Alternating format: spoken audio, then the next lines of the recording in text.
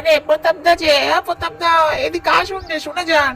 আপনি জামাই আজ বিকেলে ঝালমুড়ি চপ চপ দিয়ে বেশ একটা অ্যামাউন্ট করে রেখে গেছে, বলেছে যে আপনি দেবেন নাকি।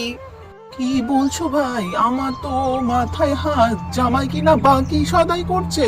আচ্ছা ভাই, টাকাটা নাও তুমি। আরে দৌড়চ্ছ কেন দাদা? আমাকে সাহায্য করতে হবে ভাই, আমি আসি গো। গিন্নি, গিন্নি, কি করছো কি? আর বলো নে, হাত পুড়ি রান্না করতে করতে আমি শেষ গো। তোমার জামাই শুধু পদের উপর পদ করে, শুধুই বলে রান্না খাবো রান্না খাবো, আমি আর পারি নে। গিন্নি, তোমার জামাই কিনা সদাই বাকি রাখছে আমাদের নামে, শাস্তি দিতেই হবে।